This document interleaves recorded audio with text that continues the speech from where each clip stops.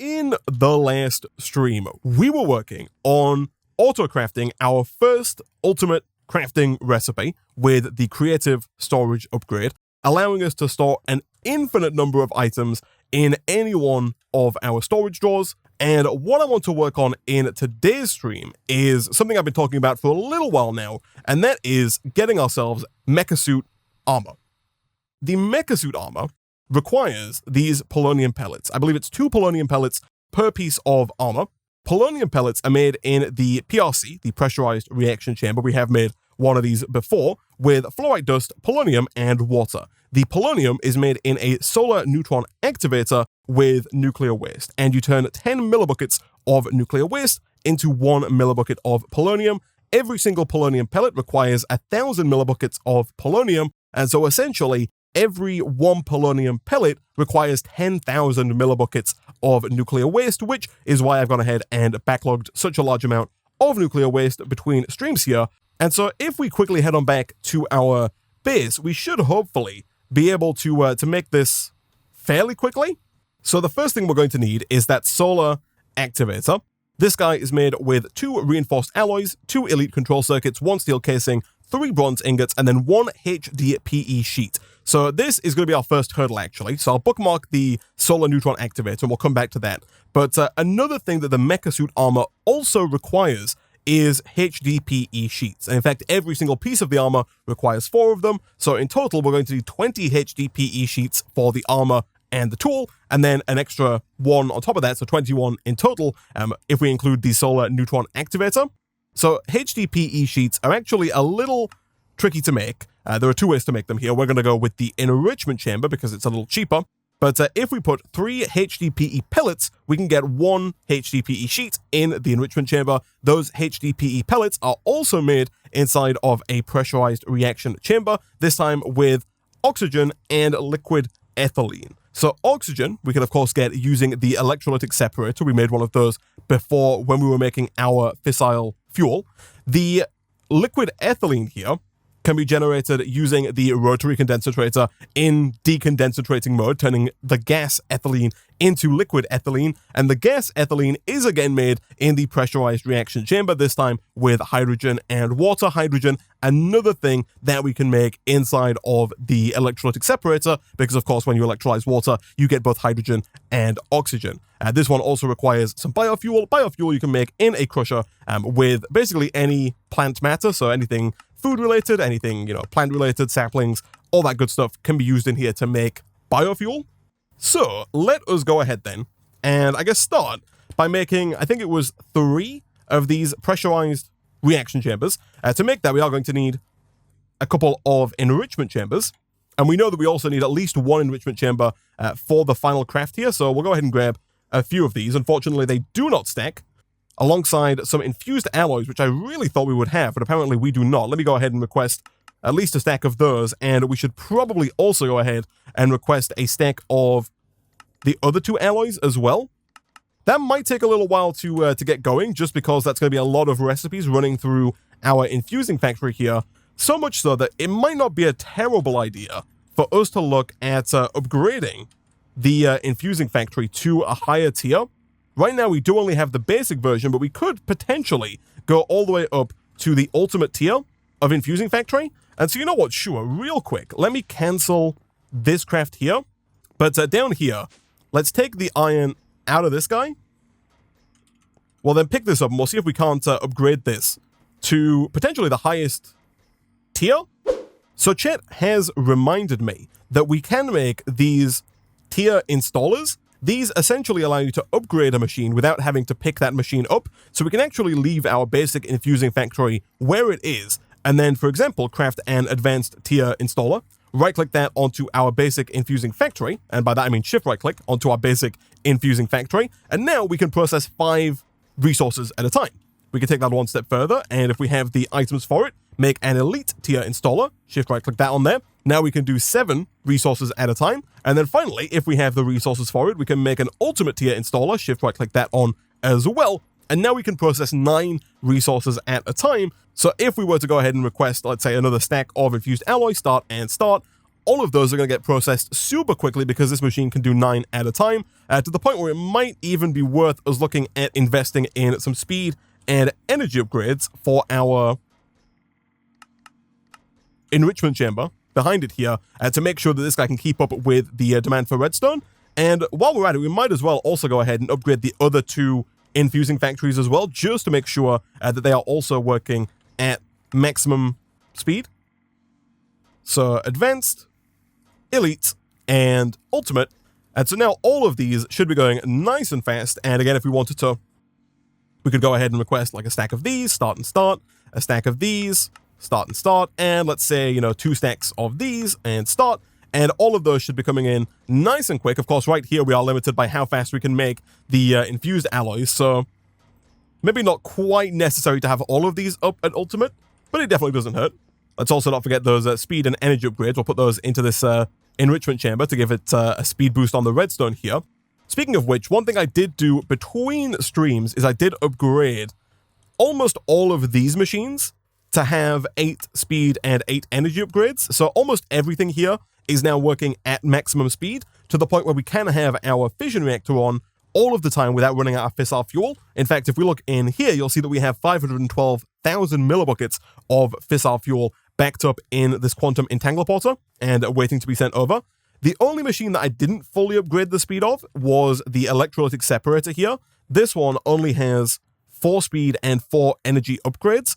Also, a quick note for those who don't know, you can put in more energy upgrades than speed upgrades, but having more energy upgrades than speed upgrades won't actually reduce the energy by any more, if that makes sense. The energy upgrades can only reduce the amount of energy required by the number of speed upgrades you have. So I could have 4 in here, or I could have 8 in here, but this machine would still use the same amount of redstone flux, if that makes sense. I'm not quite sure why that is the case, but it is.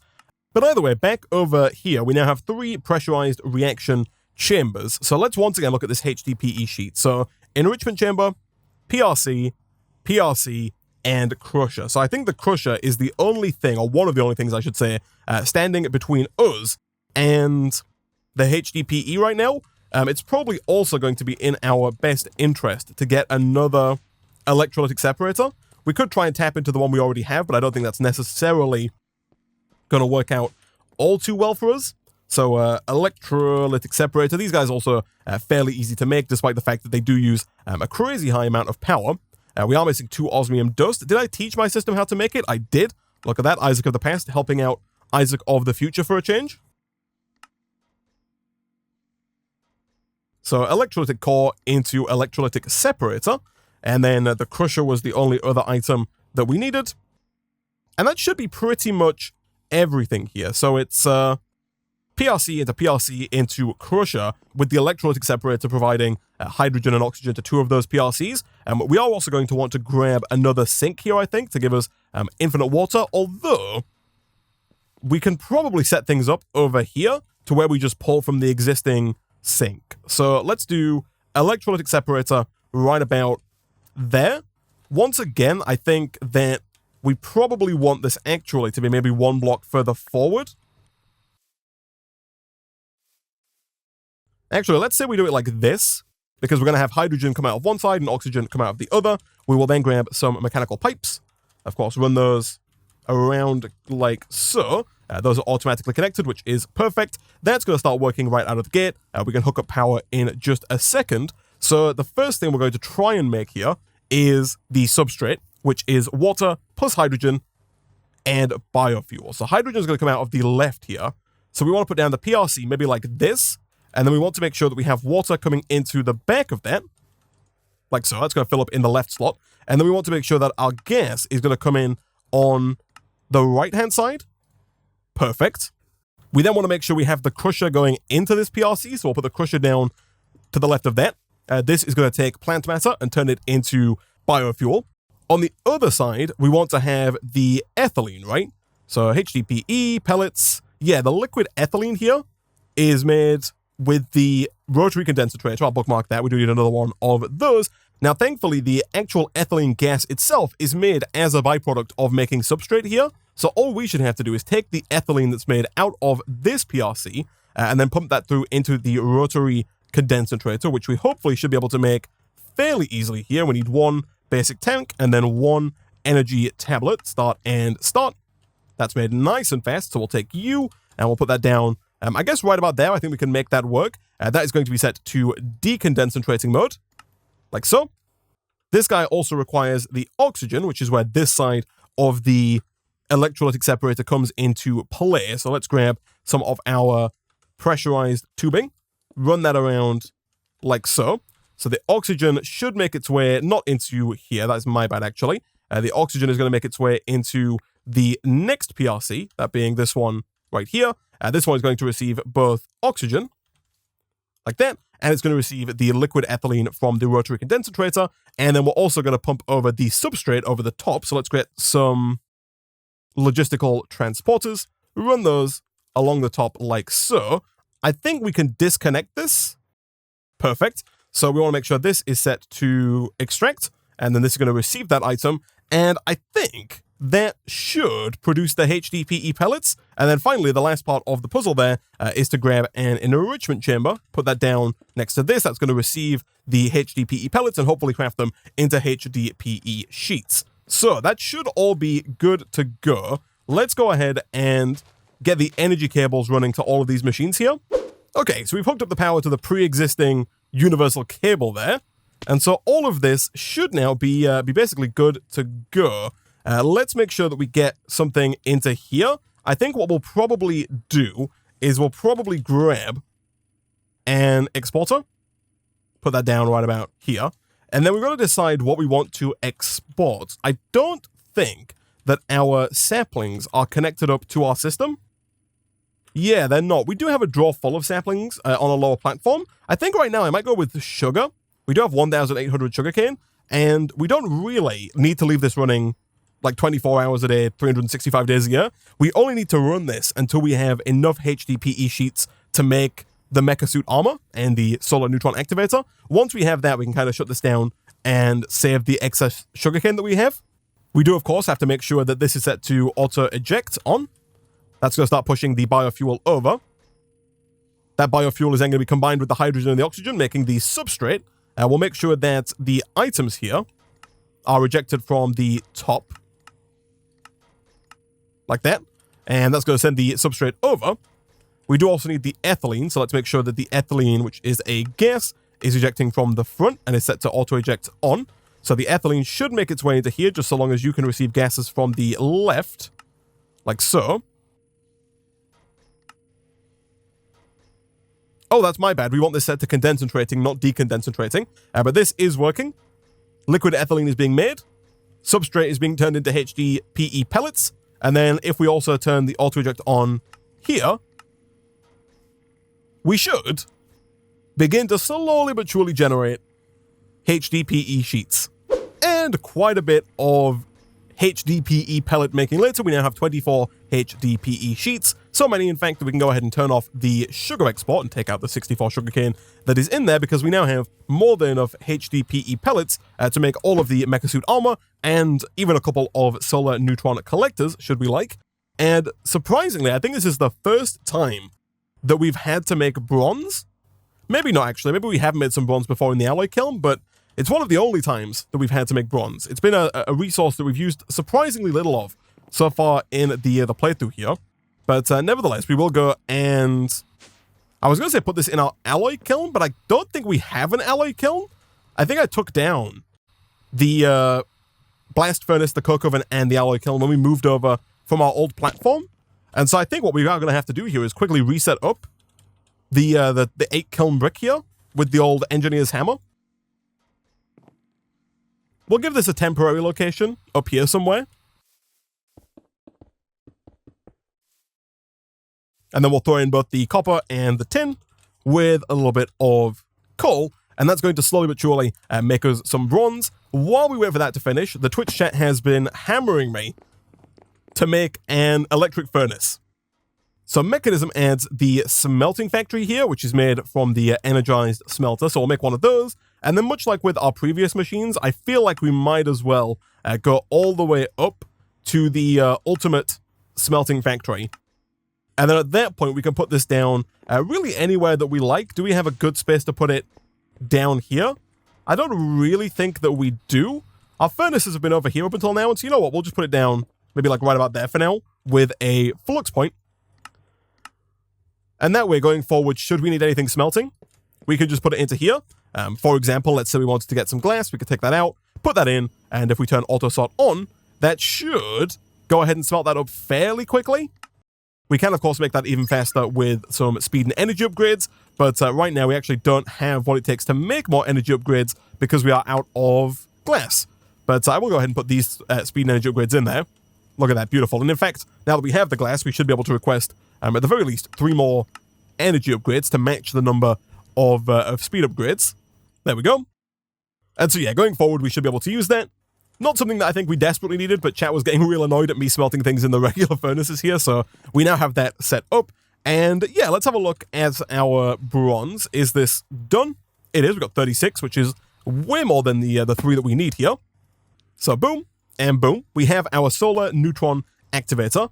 Let's quickly get some more pressurized tubing here. Again, we'll go for the highest here.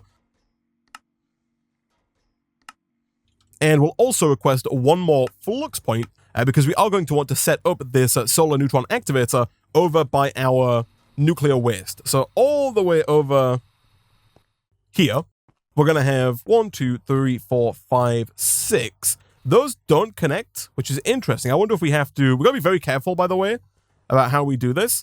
But I wonder if you have to pull from the bottom of these. Yeah, okay, that's actually fine. So again, being very careful to break the marble blocks and not to break the nuclear waste barrels, because if we break the nuclear waste barrels, the nuclear waste will emit radiation in an 8-chunk area around it and will render this entire area basically useless going forward. So we're just going to pull that out nice and carefully. I think you actually have to go into the bottom of the solar neutron activator. Yeah, it does go into the bottom of there. And we then want to make sure that we get our configurator. Shift and scroll until we get to gases, and then we're going to set the bottom of these here to extract, and then hopefully that nuclear waste, yep, should end up in here. And if I'm not mistaken, you can't actually speed up this, and I'm mistaken in making the flux point because I'm fairly certain this just uses solar power. So for the first time in a long time, we should go ahead and sleep. I think our bed is still lying around in this back corner here. It is. Beautiful. The sleep charm there helping us with the instant sleep.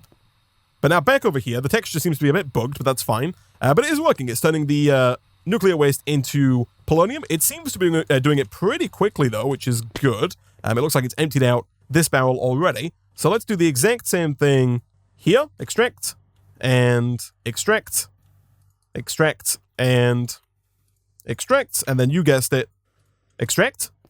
So all of that should make its way over. We are now full up on polonium, which I think is a liquid, but could also well be a gas. Chat is telling me it is a gas, so I'll put down our pressurized tubing, and that does seem to have worked. We'll then, of course, have our PRC right about there. That has filled up. And then from there, all we need is water, right? Yeah, so let's quickly head on home. Let's go ahead and make another sink, which is one of those situations where having the new smelting factory is going to come in quite useful because we can quickly smelt up a good chunk of this clay here. While we wait for that, we can also grab our pre-existing buckets and fill those up at our pre-existing sink. And then that should be everything for a new sink. Beautiful. Let's make sure we have some mechanical pipe. We do indeed. Do a quick slash back. And we should finally, after quite some time, be pretty much good to go here. Let's do, I guess, this and this. Make sure this is set to extract. Water is in there. Let's use this flux point that we brought over and put that down here. Set that to the correct network. And that should be almost everything. The final thing, the final thing that we need is we have to head back to our Mekanism platform. We have to take some of the fluorite that we're getting from our fluorite bees. We do actually already have some fluorite dust in the system, and so I guess instead we'll just take that and put it in over here. We could look to automatically export it, but again, I don't really think we're going to be making, hundreds of these polonium pellets. We really only need to make as many as is required to make the MEKASUIT armor, which is, 10? Now, unfortunately, this does produce a byproduct of spent nuclear waste.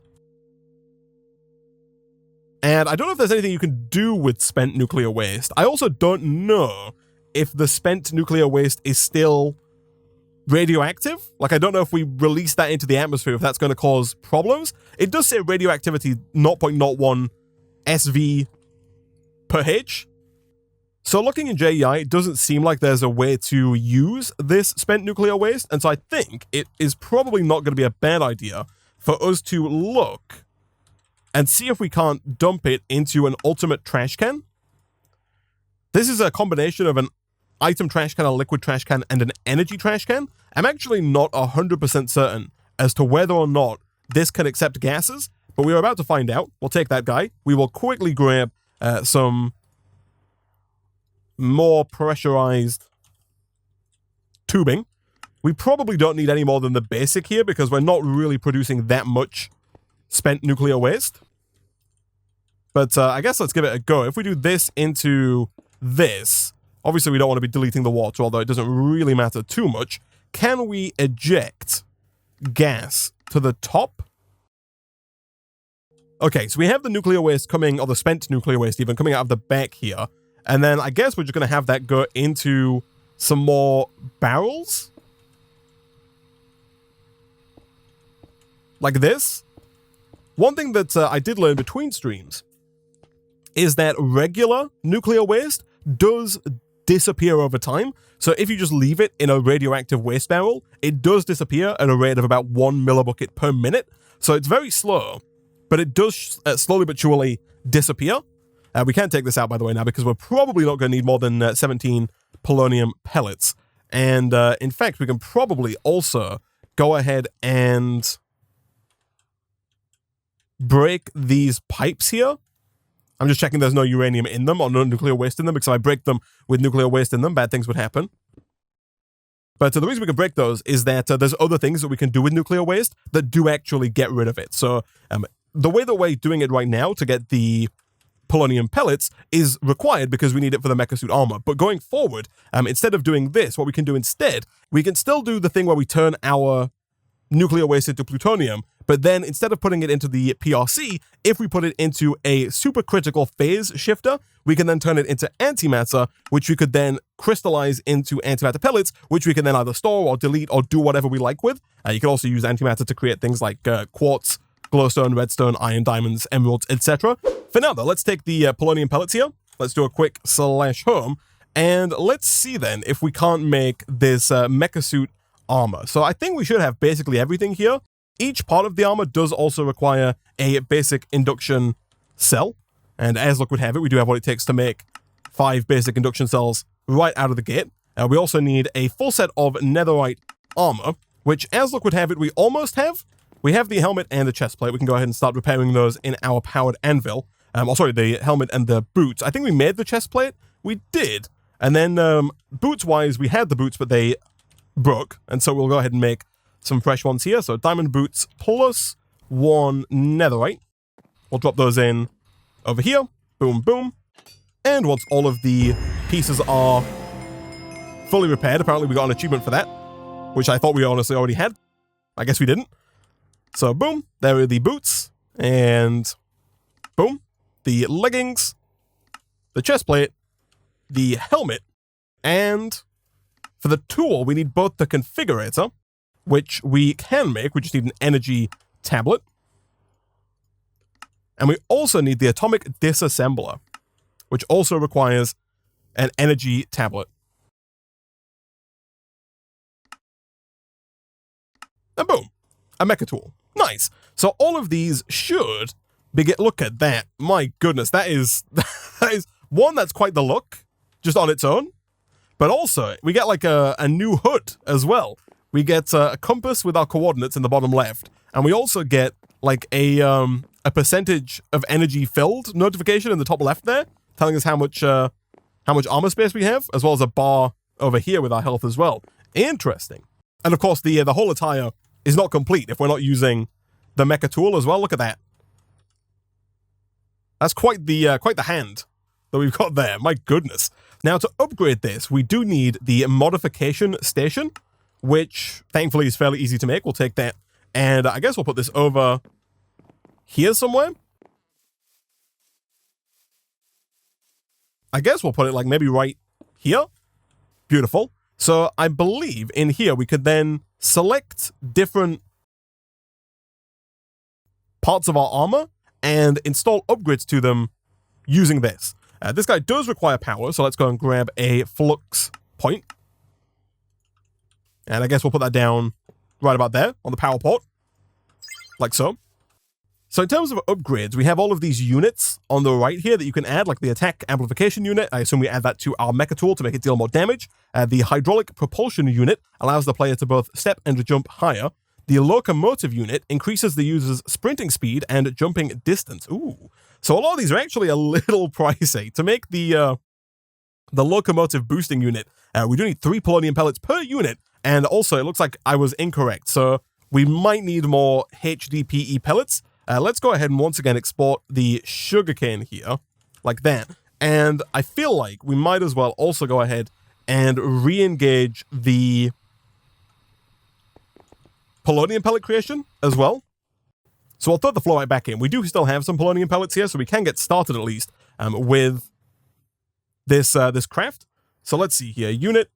Do we have what it takes? I think I will start. There's also the solar recharging unit, which we could make, and that would recharge our suit using solar power. But given that we already have wireless power, that seems a little bit unnecessary. There's also a nutritional injection unit, which will automatically feed the player nutritional paste. So nutritional paste is a liquid added by Mekanism that you can generate and then use to feed yourself. I don't think there's a way to do this wirelessly, though. So I think much like with our meat feeder, we would still have to go back and fill the suit up every now and again. And so for now, at least, I don't know if that's necessarily worth investing in. The Vision Enhance unit brightens up surrounding environments, allowing the user to see through darkness. Install multiple for more effective night vision. This seems very useful, actually. So let's see then, real quick, if we can't make a couple of these modular bases. They do require some bronze. Thankfully, we made a bunch of bronze earlier. And we should have enough Hdpe pellets to make at least a few of these. And by a few, I was being, I guess, quite literal in that we could make exactly 2. Thankfully, we should have more over here being generated. We do indeed. Let's go ahead and try and make a few more of these then. Boom and boom. That's 22, which should be a good starting off point, if nothing else. I think I do want to start with the locomotive boosting upgrade. I'm a big fan of being able to walk faster. And I would love if we could put 4 in here. 1 and 2. We are out of polonium pellets at that point. Let's go and see about installing those, though. If we do, I assume these go in the legs. If we do this and this,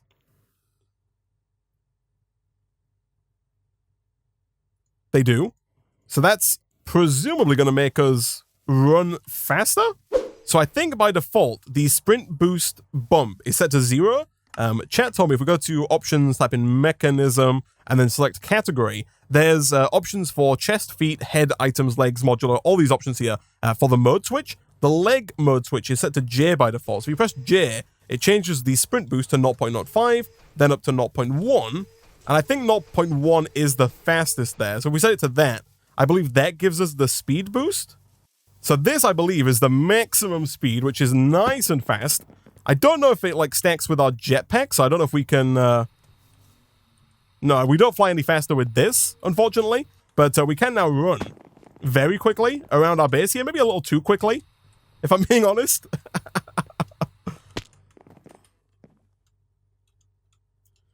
To the point where I might actually bring that down to maybe 2.5.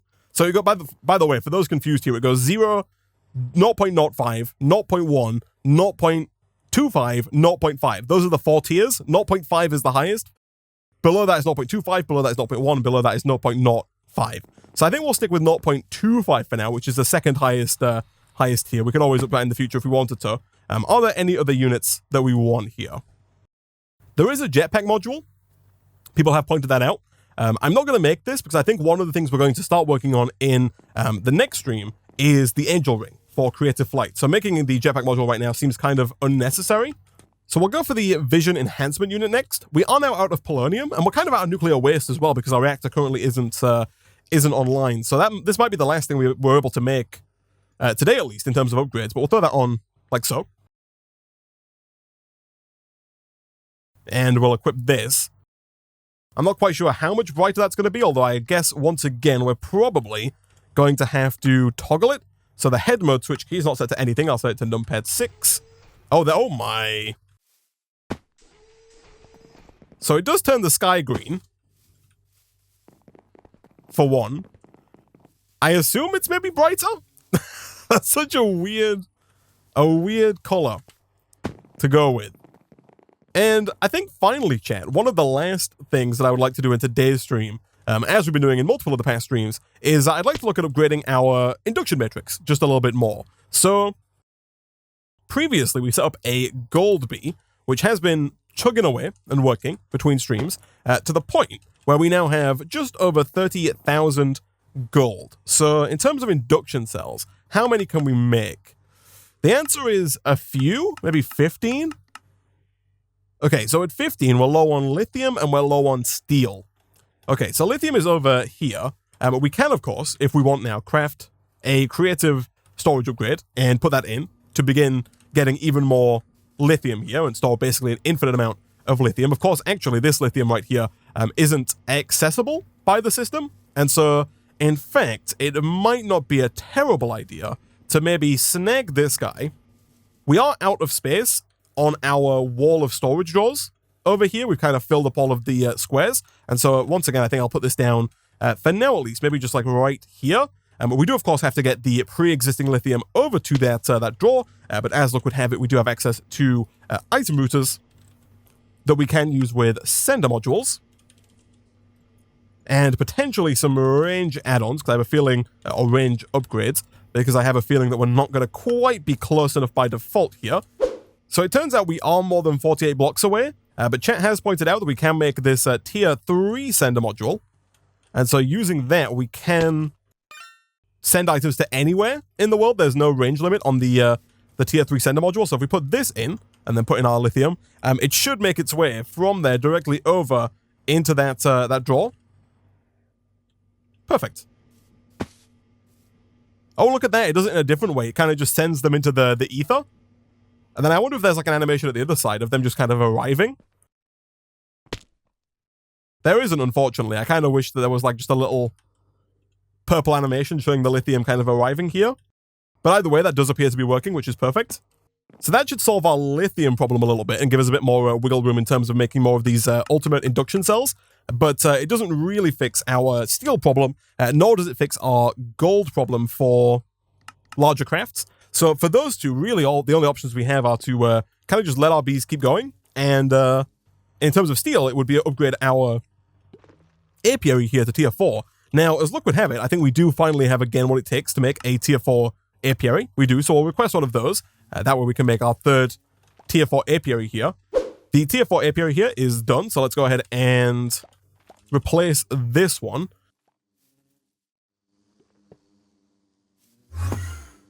Get rid of that.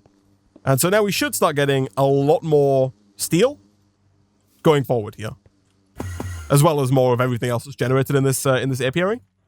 Either way, back over here, we will go ahead and request some of those induction cells. Let's try 10. Start. Hopefully those are made fairly quickly. We did upgrade all of our crafters down here in the last stream to have 4 speed upgrades. So hopefully we should be getting those pretty quickly. Saying that, it is 12,000 infused alloys. And so I guess it was a good thing that we did this. Even now, it would probably not be a terrible idea to have multiple of these going. Because this might take a while to do 12,000 alloys. Even though we're doing 9 at a time at maximum speed, it still might take a little time to fill up. Thankfully, it does look like our crusher, our enrichment chamber back here is keeping up with the enriched redstone, which is definitely a good sign. So next time, chat, we'll come back and we will look at getting the angel ring so we can get rid of this jetpack. For now, what we can do, there's a little button here called Cosmetic Armor. We can put the MEKASUIT body armor in here, so it looks like we're wearing the MEKASUIT body armor, but really at the moment, this is just cosmetic. We don't get the benefits of actually wearing this, which I don't think matters too much. We probably lose out on a little bit of armor compared to what we would have if we had this here. And we also, of course, right now at least can't use any upgrades in the body armor, but we currently don't have any upgrades in the body armor anyway. And so just putting that in the cosmetic slot allows us to look like we're wearing the full set of armor, whilst still, for now at least, retaining the jetpack flight. So next time, we will come back. We will hopefully have more steel, more gold. We can hopefully, again, continue on our quest to fill as much of this cube down here as we possibly can. And we'll also start looking at getting the Angel Ring, which is going to require a couple of things. One, we're going to have to go through to the end to get 4 Elytra, so we're going to have to fight the End Dragon and then go on a bit of an exploration journey to try and find these 4 Elytras in the End ships. We're also going to have to get feathers, so we'll look at spawning in some chickens. We need to get a diamond ring, which requires 8 blocks of mana diamonds, so we are going to need quite a bit of mana to make that work, so we might have to do a little bit of Botania as well. We also need some star metal ingots from Astral Sorcery, which again is a little bit more work on the Astral Sorcery front, and we also need some Ender Stars, which are made using the extended crafting Ender Crafter. So quite a bit of work to get the Angel Ring there, but that will give us creative flight and will let us apply our MEKASUIT body armor over the steel jetpack here. Hopefully, we can leave the reactor running a little longer.